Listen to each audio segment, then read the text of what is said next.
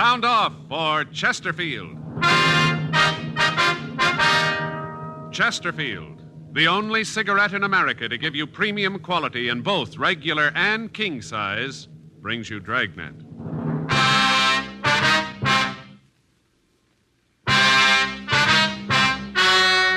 Ladies and gentlemen, the story you are about to hear is true. The names have been changed to protect the innocent.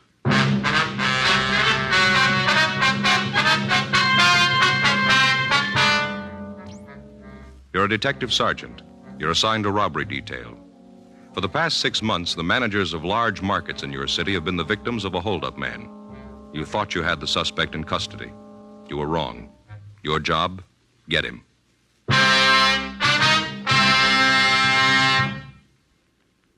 There's only one premium quality cigarette in America available in both regular and king size, and that is Chesterfield. Premium quality in a cigarette means the world's best tobaccos, the best ingredients, the best cigarette paper. Only Chesterfield gives you this premium quality in both popular sizes. King-size Chesterfield contains tobaccos of better quality and higher price than any other king-size cigarette. That's certainly important to every king-size smoker. Of course, it's the same fine tobacco as in regular Chesterfield. There is absolutely no difference, except that king-size Chesterfield is larger, contains so much more of these premium quality tobaccos that you get more than a fifth longer smoke from king-size Chesterfield. Yes, the modern way to sell cigarettes is the Chesterfield way. Premium quality, both regular and king size. And either way you like them, Chesterfields are much milder. Chesterfield is best for you.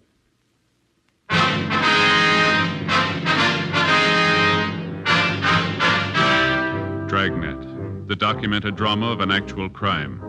For the next 30 minutes, in cooperation with the Los Angeles Police Department, you will travel step by step on the side of the law through an actual case transcribed from official police files. From beginning to end, from crime to punishment, Dragnet is the story of your police force in action. It was Saturday, March 22nd. It was cold in Los Angeles. We were working the day watch out of robbery detail. My partner's Frank Smith. The boss is Captain Didion. My name's Friday. We were on our way out from the office, and it was 9:36 a.m. when we got to 4623 Linwood, bakery shop. Yes, sir. Can I help you? Police officers, ma'am. Oh, yes, you want to see Mr. Jenkins. He's in the back. Right through that door. Thank you, ma'am. How is Mr. Jenkins? Well, he's all right. Got a bad cut on his head. The ambulance was here. Uh-huh. Do you know if there are any witnesses? I don't know. The other officers are checking it now, I guess. Mm-hmm. About how long have they been here? I'd say 10 minutes. All right, ma'am. Thank you. Who is it? Police officers, sir. My name's Friday. This is my partner, Frank Smith. Oh, what happened to the other officer? Well, he left, Mr. Jenkins. A couple of questions we'd like to ask you about this. Yeah, sure. Pull up that chair there. Thanks very much. You feel all right, sir? Yeah, head aches a little, but I feel okay. Guy from the ambulance said I should see my own doctor. I don't know when I'm going to get time to do that. It's nothing serious, a little cut. Yes, sir. Would you tell us just what happened here? Yeah, sure, there's not much to it. Where do you want me to start? Well, what time did the man come in? Oh, I see. It must have been about 6:30 this morning. I was just frying the donuts. I heard this knock on the back door, and I let him in. What do you look like, sir? Well, just like the descriptions in the paper. That's how I knew it was the Black Masked Bandit. He had the overcoat on, the hat, and the mask on his face. Was he carrying a gun? Yeah, it looked like a .38 revolver, long barrel. Mm-hmm. What happened then? Well, at first I couldn't figure it. You know, I'd read in the paper where he was robbing markets. I couldn't figure what he was doing in a bakery. He was alone then, huh? Yeah, at least I couldn't see anybody with him. All right, go ahead, sir. Well, he came in and sat down, told me to go ahead with what I was doing. Sat right over there in that chair. Mm-hmm. Leaned back against the wall and just talked. What did he talk about, do you remember?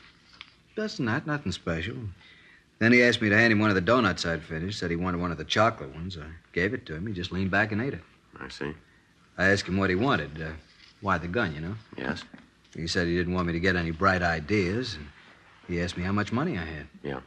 I told him I only had about $150, and he said that wasn't much. I said it wasn't, but it's all I had, and I asked him if he was going to rob me. What did he say to that? He said he probably would. Mm-hmm. All this time, did he keep the mask on? Yeah, I never took it off. How long was he here? Well, he got here, like I said, at 6:30. He left about 8:15, just before Vera came in. She's the one who found me. Vera? Yeah, she's the girl who takes care of the store. You probably saw her out front when you came Oh, in. yeah, sure. Go ahead. Well, I finished up with the donuts, and then I asked him if he'd like a drink. I said I had some brandy locked up, and I asked him if he'd like a shot. Mm-hmm. He said he would. I went over to get it. I keep it over there in that cupboard. And when I walked over, I had to walk right in front of him. Yeah. Well, you probably know it gets pretty hot in a bakery, the ovens and all. I guess he was kind of relaxed. Yeah. Well, when I walked by him, I grabbed his gun, took it right out of his hands, and he jumped up and told me to hand it over to him, said for me to give it back and I wouldn't get hurt. I told him he had the shoe on the wrong foot, that I was calling things now. Yes, sir. What'd you do then? Well, if I hadn't seen it with my own eyes, if it hadn't happened to me, I'd never believe it. What's that? When I took the gun away from him, he looked real surprised. That's when I told him that I was the boss, and he just stood up and started to walk toward me. I told him to stop. I pointed the gun at him, told him to stay where he was. Yeah? But he didn't stop. He kept coming right at me. I told him again, but he kept right on walking. And then I fired at him. Well, it wasn't any farther away from him than 10, maybe 15 feet. Didn't hit him, so I pulled the trigger again. Shot right at him 6 times. Right at him. He just kept walking at me. Now, at first, I thought the shells in the gun were blanks. And then I could see where the bullets were hitting. Well, there, you can see a couple of them in the wall. I couldn't believe my eyes. I missed him every time. What did he do right after you shot at him? When I fired the last shot, the gun clicked a couple of times. He just stopped and laughed. He said that I'd run out of bullets and that I'd better give the gun to him. Did you? Yeah, I threw it at him as hard as I could. I missed him then, too. The gun hit the floor and I could see the sparks fly, and then he picked it up and came after me. I didn't think I'd be in much trouble. He looked so little. But when he grabbed at me, I knew I'd had it. That man had hands like a vice. Mm-hmm. He grabbed my arm and hit me on the head right here. He knocked me out. He came to when Vera came in. The guy was gone, so was the money. Where'd you keep this money? In my pocket. I had it in my wallet. I don't usually put it in the cash register until Vera gets in. I see. And you said that when the gun hit the floor, you saw the sparks fly from it. Is that right? Yeah, you know, like when you hit a piece of flint with another rock, like the Boy Scouts. Yeah. You know, like that. Did you notice if the gun seemed damaged in any way? No, I didn't have time to notice anything. Right after that, he hit me. Uh-huh. Wonder if you'd give us a description of the man. Well, sure, like I told the other officers, he was a little man, real old. How old would you say? Oh, maybe 50 or so, not any younger. You're pretty sure about that, are you? Yeah, About how tall? maybe 5'2", not any more than that. Kind of hard to tell with that big coat on. It looked like it was 5 or 6 sizes too big. Looked kind of funny at first, then you realized who he was, and it wasn't funny anymore. Mm-hmm. I wasn't too scared of him when I first saw him, even when he came at me, but when he grabbed my arm, I knew I had trouble. Yes, sir. I still can't understand it. 6 shots and I didn't hit him once. I tell you, the guy's not human. Well, he's scoring pretty good for a ghost.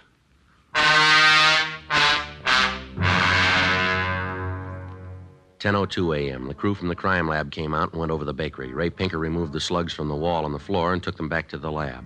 The bandit, as usual, had worn gloves, so there was no possibility for fingerprints. A search of the neighborhood failed to turn up any new leads. None of the people in the immediate area had seen anyone answering the description of the Black Mask Bandit. Additional supplementary bulletins were gotten out, and all of the cars in the surrounding vicinity were alerted. The stats office had made run after run on the M.O. of the bandit. The leads they gave us were all checked out. All gunsmiths were alerted in the event that the suspect's weapon had been damaged and that he might try to have it repaired. All leads were checked and rechecked. They netted us nothing. Informants were questioned and re-questioned. The plan that had been worked out for checking with the managers of the supermarkets in the city was continued. 3 weeks passed. The bandit hit again, this time a market just outside of Eagle Rock. The M.O. was the same as had been used in the previous robberies. However, in this one instance, the market didn't have a storage refrigerator, so the thief locked the manager in a back room. In locking the door, the suspect had taken off his gloves, and Leighton Prince was able to lift a partial print from the doorknob. It wasn't enough for classification, but Bergman said that if we apprehended the man, he'd be able to identify him for us. June came and went. July, August. The bandit had been operating without interference for almost a year. He'd widened his theater of operations. Reports had come in from San Francisco to Stockton, from San Diego to Pomona. In each case, the suspect seemed to know what markets were being staked out, and he stayed away from them. The legwork continued without result. Tuesday, August 19th. Frank and I checked back into the office. Man, I never see it to fail. Every time we have lunch at Sal's, I eat too much. Yeah, he puts out a good lunch, doesn't he? Too good. Want to check the book? Right. Anything? I'll call from Jerry. Informant? Yeah. Says he can't get with me tonight. He'll call in the morning. Friday, Smith? Yeah, Skipper. Yeah. Come on in here, will you? Right away. Sit down. All right. Well, what is it? You guys been on this black mask thing how long now? Well, it's going on a year, isn't it? You're no closer to him than you were when you started. Not much. You know you're tying up half the men at Metro. You got this town covered like a blanket, and you still can't turn the guy. We're doing everything we can, Skipper. I've been telling you for the last 6 months that I wasn't going to buy that anymore. I mean it this time. And just exactly what have you got on the guy? Well, I think you know it just as well as we do, Skipper. Description, M.O., even the partial print Bergman lifted from that place out in Eagle Rock. We've been over it 100 times. Isn't a lead that we haven't run out and then checked over again. Nothing new on the information from Folsom? No, nothing. We've had 5,000 circulars printed. They're scattered all over the country. Doesn't look like the guy's ever done time before. The way he works, you'd think he knew exactly what we were doing. We cover the markets, he hits the bakeries. We cover the bakeries in L.A., he hits in San Diego. They cover the stores, then he hits up north. Where we are, he ain't. How about the car, the Ford? No, nothing. We got no license. You ever hear anything on the damaged gun? No, he never tried to have it fixed that we can find out about. He's gotten a hold of another gun someplace. Latest reports say he's using a revolver with a 2-inch barrel. Well, where do you stand now? I don't know. We got every store from La Cienega to Alameda covered. From Hollywood Boulevard south to Jefferson. Big area. Yeah, it's a lot of stores, too. There's a cruiser car or a cop in or near every large store and bakery in that area. Every police unit in the city's looking for the guy. If he hits again, we should get him. Hey, Friday? Yeah, Murph. A call just came in from Wilshire. Figure you want it. Here you go. Thank you. What is it? Yeah, we got the whole town waiting for him with open arms. Everything's set, and he pulls a switch. What is it, Friday? The Black Mask Bandit. He's going in for kidnapping now.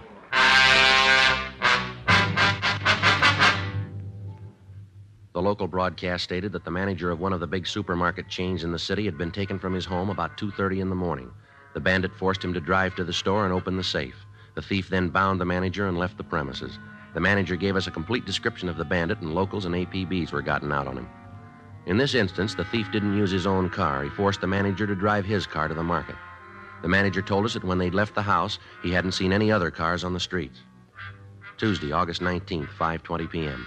Frank and I got in touch with Lieutenant Dick Tiernan of the Sheriff's Robbery Squad. Together with him, we worked out a plan to try to keep the homes of the managers under surveillance. In addition to this, men from the Sheriff's Department aided in canvassing the houses of the owners and managers. Each car was assigned 3 houses, while other cars covered 3 markets each. A month passed. The Black Mask Bandit hit 5 times, each time in areas which were not under direct surveillance. Friday, September 26, 5:20 a.m., we got a call at home that there had been another kidnapping, this time an elderly market manager and his wife. Frank and I drove out to see them. The radio unit had returned them to their home. Yes, Mr. Gunther? that's right. Police officers, Mr. Gunther. Oh, yes. Come in. You have some sort of identification? Yes, sir. Here's my ID card. My name's Friday. This is my partner, Frank Smith. How do you do? Mr. Gunther. Come into the living room, won't you? Thank you very much, sir. Sit down. Hope you didn't mind my asking about your identification. Just that the way things have been happening, you can't be too sure. Yes, sir, we understand. Now, I wonder if you'd mind telling us what happened. Sure. Awful thing. Awful. Just can't believe that a man his age would do a thing like this. Seems that he'd know not to be so cruel. Yes, sir. Just what did happen? Well, last night, must have been about 2 or 2:30, I woke up with this flashlight shining in my eyes. Mm-hmm. First, I didn't know what it was. Just this real bright light, you know. Yes, sir. Well, right away, of course, I knew there was somebody else in the room. About that time, Agnes woke up. Agnes is my wife. Yes, sir. Anyway, she woke up, wanted to know what was going on. I told her I didn't know. All this time, that light didn't move. Just stayed in one place and shone right in my eyes. Yes, sir. Then we heard this voice tell us to get out of bed. Said he wanted me to go with him. I told him to get out of the house, that I didn't want any trouble. If he wanted money, he'd find all we had in the house right on the dresser with my wallet. Mm-hmm. Could you see who the person was, sir? No, not then, the light and all. But I got out of bed, and then I could see a little old man with a black mask over his eyes. How could you tell his age, sir? Well, just could, that's all. Little beady eyes, and his mouth mean. Never saw a mouth like that on a young man. His voice was old, I could tell. Yes, sir. Well, he told me to get dressed, said that I should hurry up about it. Was he armed? Could you tell that? Yes, I could see it. He was holding a gun. All this time, Agnes was yelling at him to get out of the house. She's not well, you know. Yes, sir. Agnes, she has a bad heart. Uh-huh. Been with a doctor for years, takes pills and medicine. That's the big reason that I did what he said. I didn't want there to be any trouble to get Agnes excited. I understand. Well, finally I told him if he'd get out of the room and leave her alone, I'd do what he wanted. Not to give him any cause to hurt anyone. Mm-hmm. Then he did about the meanest thing he could have done. Told Agnes to get out of bed. Said for her to get up and get dressed and go with us. Just can't understand why he'd want to do a thing like that.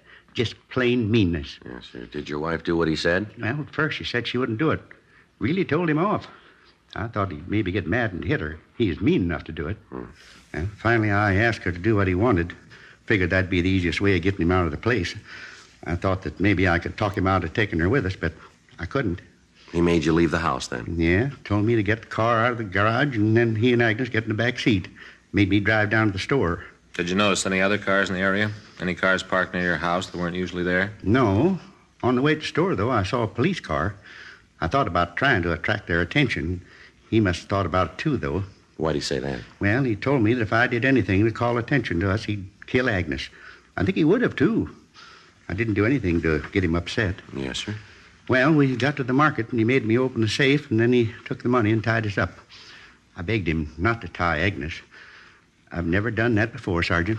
I'm 52, and I've never begged a man for anything, but I did this time. Begged him not to kill Agnes. I knew that if he tied her up like he said he was going to, it'd kill her. Pleaded with him, but it didn't do any good. Tied her up and put that tape over her mouth. One thing I can say for him, though, just one. He called the police and told them where we were. If he hadn't done that, I think we'd have both died. Agnes almost suffocated. Where's your wife now, Mr. Gunther? In the other room. Doctor's with her. He gave her a sedative. Awful thing, Sergeant. I just don't know how anyone could be that mean. Well, just one reason we can think of. What's that? He's had a lot of practice. 11:30 a.m. We talked to Mrs. Gunther. She told us pretty much the same story that we'd gotten from her husband. The police car in the area was contacted, but they reported that they hadn't noticed the Gunther car. The unit that was patrolling the area around the store was contacted. They reported that they had checked the store at 3:15 a.m. At that time, there were no lights and no suspicious cars in the vicinity. The Black Mask Bandit had been working for over a year. In that time, he'd robbed 59 stores that we knew of. His theater of operations had taken him from Northern California right down to the Mexican border. From the desert to the beach, he'd stolen approximately $500,000. The entire nation had received communications carrying the description of the suspect. The entire facilities of the police and sheriff's departments in Los Angeles were devoted to apprehending him. Thousands of man-hours had gone into stakeouts and searches. None of them produced any results. As the case grew in importance, robbery detail began to get an average of 30 calls a day from well-meaning citizens with information. Every lead, no matter how remote, had to be checked out. This meant more hours of legwork and interrogation. Every officer in the Southland was looking for the bandit. Every car and motorcycle on the streets had his description. None of it did any good. Thursday, October 2nd, 11:05 p.m. Frank and I checked back into the office.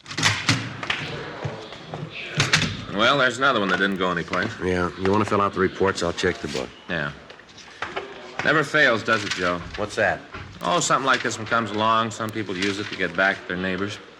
Take that deal tonight. Pretty silly, huh? I'd like to know who gave us that tip.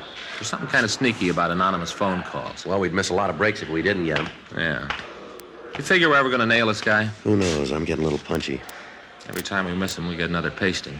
Have you read the papers lately? Well, you got to expect that, Frank. They're probably calling it the way it looks to them. There's only one way to answer them. That's to nail the guy. I'll get it. Robbery Friday. Yeah, that's... Now, what's that? Can you speak a little louder? I can't... That's better. What? Uh-huh. When did this happen? Yeah. What's the address out there? Yeah, the street. Now, give me the number. That's right. All right, you bet. We'll take care of it. Right. Bye. Looks like something here. Market manager's son. Yeah? Says someone's just kidnapped his father.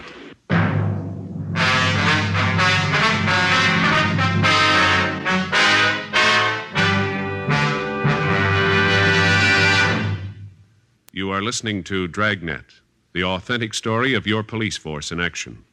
The modern way to sell cigarettes is the Chesterfield way. Premium quality in both regular and king size. And we're the only one that does it. We tell you what Chesterfields are made of to give you that premium quality in both popular sizes. Our scientists select the best materials. They select for Chesterfield the world's best tobaccos, blend them just right, and they keep Chesterfields tasty and fresh with the best of moistening agents. Now, here's something else that's completely modern about Chesterfield. People smoke Chesterfield, and we tell you what happens, scientifically but simply. A medical specialist is making regular bi-monthly examinations of a group of people from various walks of life. 45% of this group have smoked Chesterfield for an average of over 10 years. After 8 months, the medical specialist reports that he observed no adverse effects on the nose, throat, and sinuses of the group from smoking Chesterfield. I'd say that means real mildness. And finally, we ask you to try Chesterfield and prove what we say. Chesterfield is best for you. They're much milder to give you all the pleasure that the modern cigarette can give.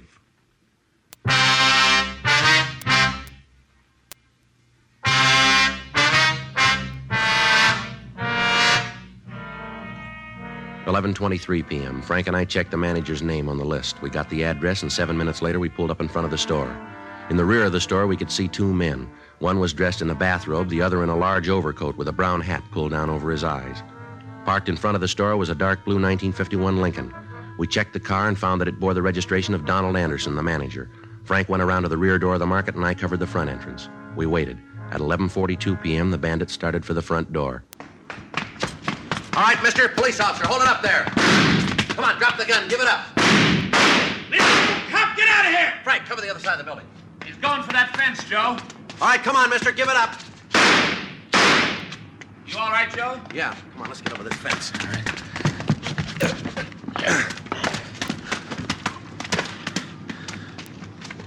He's not over here. No, we missed him. He must have got over that wall.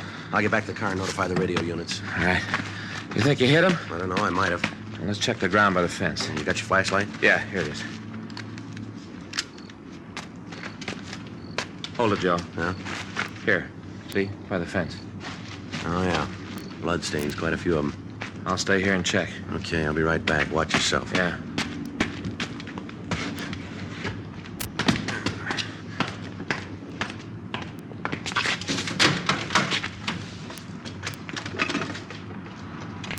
Unit 1K80 to Control 1. Unit 1K80 to Control 1. Control 1 to 1K80. Go ahead. While attempting to arrest market bandit during commission of robbery, he exchanged fire with suspect. Suspect is known to be wounded. Suspect armed, use caution. Suspect seen fleeing on foot. All cars in area converge on corner Figueroa and Woodlawn. Suspect described as WMA, 50 to 55 years, 130 to 140 pounds. Block off area at Vernon to Slauson. And from Figueroa to Maine. Suspect last seen going through houses at 49th and Figueroa. That's 49 and Figueroa. Roger, 1K80. Attention, all units. Attention, all units. All units in the vicinity of 49th and Figueroa. Robbery suspect wounded while attempting robbery of market. Suspect described as WMA, 50 to 55 years, 130 to 140 pounds. Block off area at Vernon to Slauson, and from Figueroa to Main Streets. Suspect last seen going through houses at 49th and Figueroa. Unit 1K80 to Control 1. Unit 1K80 to Control 1. Control 1 to Unit 1K80. Go ahead. Suspect is known to be armed. Approach with caution. Use caution. Unit 1K80 to Control 1. KMA 367. All units. Robbery suspect at 49th and Figueroa, known to be armed. Approach with caution. Repeat. Approach with caution. What do you figure, Frank? Well, he's in here someplace. Let's find him. In the next 3 hours, 37 police cars combed the area. Every possible hiding place was investigated. A house-to-house search was started. Citizens were asked to lock their doors and to open their homes to no one. In one of the yards, we found the hat and coat worn by the suspect, but apparently he'd made good his escape. Broadcasts were gotten out to the entire city, putting them on the alert. Additional officers were sent to the blockaded area to help with the search. Captain Didion came out from the office to direct the operations. 3:30 a.m. The area had been checked and rechecked. No sign of the suspect. Frank and I went back to our car. I don't know, Joe. The guy's got us jinxed. Seems like everything we do, he's got us beat. It doesn't make much sense, does it? We got to turn him sometime. Yeah, we've been saying that for a year. Didion was sure in a rare mood tonight. Well, he's got trouble with his stomach again. I'm going to have trouble with mine if this keeps up much longer. Yeah. Joe, car. Yeah, take the other side of it. Right. All right, come on out of the car, mister. Come on, we know you're there. Get out. Get out of here, cop! Come on, throw that gun out here. You can't go anywhere. Give it up before you get killed. I ain't coming out. Don't you try come after me. You haven't got a chance. I dropped the gun. All right. All right, I quit. Got no more shells. I can't fight anymore. I quit! Please don't shoot anymore. All right, throw that gun out here. Come on. All right, now get out of the car. Keep those hands up. Put them behind your head. All right, come on over here. Turn around. Put your hands against the car. Straight out in front of you. I'll shake it.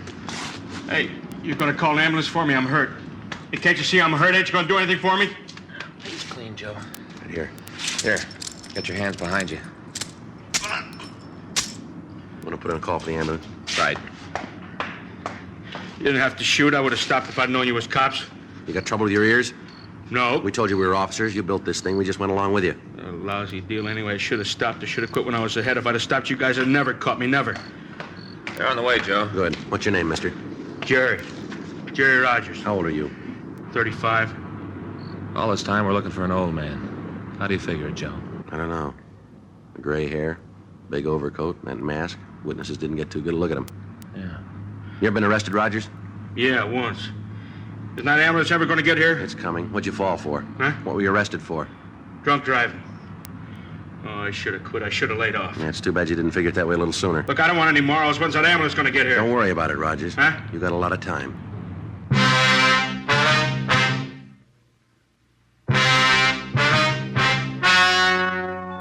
The story you have just heard was true.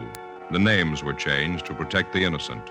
On February 4th, trial was held in Department 87, Superior Court of the State of California, in and for the County of Los Angeles. In a moment, the results of that trial. Now, here is our star, Jack Webb. Thank you, George Fenneman. Let me tell you again why Chesterfield is best for me and for you. Now you have scientific evidence on the effects of smoking. No adverse effects on the nose, throat, and sinuses of the group from smoking Chesterfields. And remember, Chesterfield is the only cigarette to give you premium quality in both regular and king size. I'd like you to buy Chesterfields and prove that Chesterfield is best for you. Regular or king size, they're much milder to give you all the pleasure the modern cigarette can give.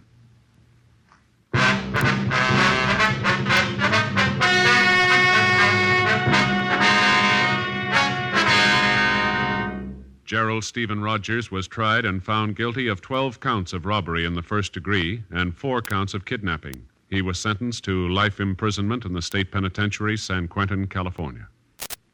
Ladies and gentlemen, the National Safety Council reminds you to make sure your car is really in shape for winter driving. Check headlights, windshield wipers, tires, and brakes. And then winterize your driving. Get the feel of the road when you start out. Keep well behind the car ahead.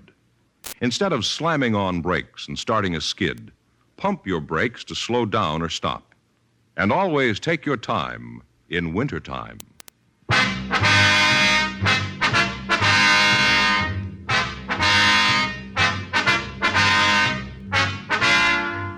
You have just heard Dragnet, a series of authentic cases from official files. Technical advice comes from the Office of Chief of Police W.H. Parker, Los Angeles Police Department. Technical advisors, Captain Jack Donahoe, Sergeant Marty Wynn, Sergeant Vance Brasher. Heard tonight were Ben Alexander, Ralph Moody, Harry Bartell, Jack Crucian. Script by John Robinson. Music by Walter Schumann. Hal Gibney speaking.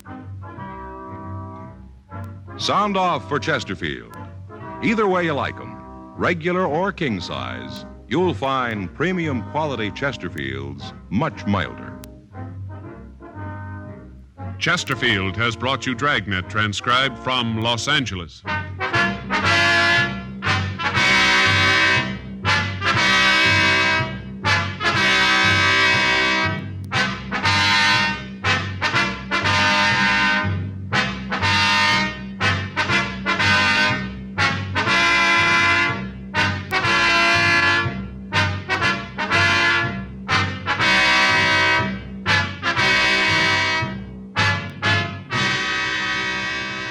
Tonight, it's Adventure with Barry Craig, confidential investigator on NBC.